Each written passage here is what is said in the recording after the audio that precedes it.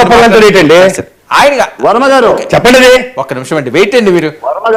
వర్మ గారు నన్ను మాట్లాడనివ్వాలి. మాట్లాడండి పాయింట్లో రండి. మీరు ఏం చెప్పాలనుకుంటున్నారు చెప్పండి.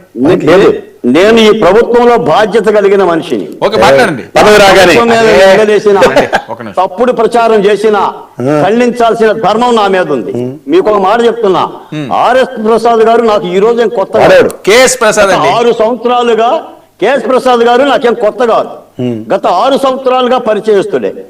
ఆయన ప్రసంగాలు మొత్తం కూడా నేను విన్నవాన్నే. నాకు చెవులమ్మటే రక్తం గారింది. మళ్ళీ అయ్యే ప్రసంగాలు చెప్తుంటే సమాధానం చెప్పకుండా ఎలా పక్కకు పోయి అని చెప్పండి.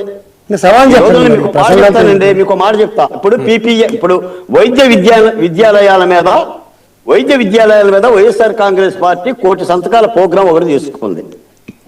ఆ విషయానికే వస్తున్నా. ప్రభుత్వం వైద్య కళాశాలను ప్రైవేట్ పరం చేయటం లేదు. ప్రభుత్వం తన విధానంగా ప్రభుత్వ పబ్లిక్ పార్ట్నర్షిప్ తో పీపీపీ పద్ధతిలో నిర్మించడానికి మీరు చెప్పింది ప్రైవేట్ పబ్లిక్, మూడోది అశ్వత్థామత కుంజరాల కుదరదు కదండి. ఏంది పార్ట్నర్షిప్? ఎవరితో పార్ట్నర్షిప్? ఒక్క నిమిషం చెప్పండి, మీరు అడ్డుపడకండి. వర్మ గారు నన్ను చెప్పనిస్తే మాట్లాడండి. మీకు విశాఖ ఉక్కుని పోక్సో వాడికి ఇద్దామని చెప్పేసి అని నిర్ణయించారు. అది ప్రైవేటు పరం అంటారు. ఈ రోజు కేంద్ర ప్రభుత్వం ఆధీనంలో ఉన్న కంపెనీ అది. తీశారు అక్కడ సింగిల్ ఫ్రేమ్ ఇవ్వండి, కంప్లీట్ చేయండి. ఎవరు మాట్లాడతారు ఇవ్వండి. ఏంటి అది అయిపోయి మీకు ఇస్తాను నేను. చెప్పి అబద్ధాలని ఎవరికి నమ్మాలా? వినొద్దు. మీ తర్వాత మీద అవగాహన ఉండదు. రాసుకోండి, మీరు రాసుకోవాలా? మాట్లాడండి బాలకోటి గారు. దానికి అదే సమాధానం ఉంది.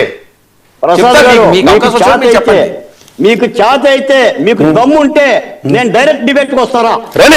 డైరెక్ట్ డిబేట్ కి వస్తా. Any time anywhere 24/7 KS Prasad ready. తప్పుడు ప్రచారం KS Prasad ready for debate. సరే ఓకే ఎక్కడైనా సరే. వర్మ గారు ఓకే. ప్రసాద్ గారికి ఓపిక తక్కువ అండి. అరే ఆయన టైం వేస్ట్ కదా. ఆయన చెప్పి తప్పు అరే ఆయన చెప్పి ఆత్మసాక్షి డిబేట్ మీద పెడితే ఏదేదో పీపీపీలు అన్ని మాట్లాడారు. గత ప్రభుత్వం ఇప్పుడు దగ్గర నుంచి అన్ని మీరు మాట్లాడారు. మీరు అసలు ఒకటే మాట్లాడలేదు. మీరు కాస్త రివైండ్ చేసుకోండి. వ్యతిరేకతలు సరే అదే చూసుకుంటున్నారు. వ్యతిరేకత మీద మారమంటే అది మారకుండా మాట్లాడతారు. డిఫెండ్ చేస్తారు. మాట్లాడతారు. ఇప్పుడు ఏంటి మీరు ఎందుకు డిస్టర్బ్ చేస్తారు? ఆయన డిఫెండ్ చేస్తారు కదా. మీరు మాట్లాడకండి. సబ్జెక్ట్ తో డిఫెండ్ చేయమండి. ముందు ఇచ్చేది మీరు మాట్లాడారు. సబ్జెక్ట్ తో డిఫెండ్ చేయమనండి. సబ్జెక్ట్ తో డిఫెండ్ చేయమని చెప్పడానికి ఆయన చెప్తాడు, మీరు చెప్తారా? ఆయన చెప్పాడు కదా, సబ్జెక్ట్ తో డిఫెండ్ చేస్తానని చెప్పాడు. చేయమనండి. నిమిషం అండి, వెయిట్. ఎందుకు అనవసరం డిస్టర్బ్ చేస్తున్నారు?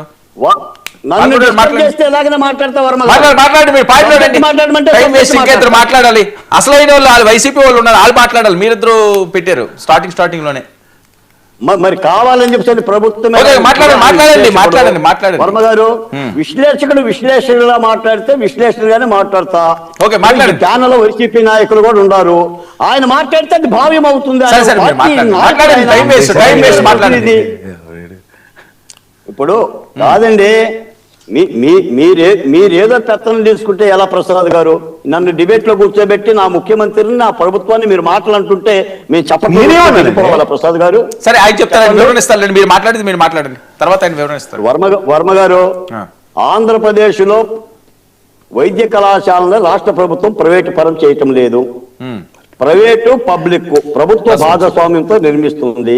తద్వారా ఆర్థిక భారాన్ని తగ్గిస్తుంది. అన్ని కళాశాలల మీద ప్రభుత్వ ఆధిపత్యమే ఉంటుంది. సరే, మన పాయింట్ పీపీపీ కాదండి, అది ఎప్పటి నుంచి అవుతున్నది తర్వాత చూద్దాం. మొత్తం ఓవరాల్ గా చెప్పండి. మీరు పీపీపీ ఒకటే పట్టుకుంటే దాని మీద మనం వెళ్ళలేం. అది ఎప్పటి నుంచి జరుగుతున్న చర్చ చూద్దాం ఏం జరుగుతుందో నెక్స్ట్. మీకు ఒక మాట చెప్తాను వర్మ గారు, మీరు గుండెల మీద చేసుకుని చెప్పండి. ఈ రోజున ఉదయాన్నే పేపర్లు తీసినా, మీ డిబేట్ చూసినా, విశాఖపట్నం కానీ, రాయలసీమ కానీ, అమరావతిలో కానీ అభివృద్ధి జాడలు కనిపించడం లేదా? మీరు చూడటం లేదా? కేంద్ర మంత్రులు రావటం లేదా? నిర్మలా సీతారామన్ రాలేదా? కాదు, ఇప్పుడు సర్వే ఏంటి? ఇప్పుడు సర్వే ఏంటి? సర్వే గురించి ఏం మాట్లాడతారు? ఎందుకు వాళ్ళు అంతా నెగిటివ్ గా ఇస్తున్నారు? ఏ సర్వే సార్? ఇప్పుడు ప్రసాద్ గారు కూడా సర్వే చేస్తూనే ఉంటుంటారు కదా. ఇప్పుడు నెగిటివ్ ఉంటుంటాడు. ఈ రోజు మాకు అర్థం కావడం లేదా? మేము సమస్యలు పరిష్కరించడానికి ప్రభుత్వం సిద్ధంగా లేదా?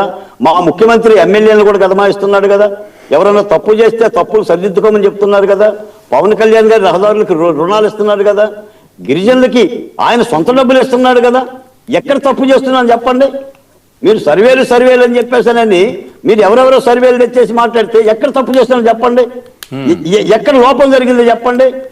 నిన్న ఐటీ హబ్ విశాఖపట్నంలో బ్రహ్మాండమైన కార్యక్రమం జరిగింది. ఈ రోజున అవకాశాలు ఆంధ్రప్రదేశ్గా మారింది. పెట్టుబడులు పెట్టడానికి ఉత్సాహం చూపిస్తున్నారు. గతంలో భయపడ్డారు కదండి, ఒక పెట్టుబడి పెట్టాలంటే భయపడ్డారు. ఈ రోజున పెట్టుబడులకు అవకాశంగా మారింది, ఉపాధి అవకాశాలుగా మారింది.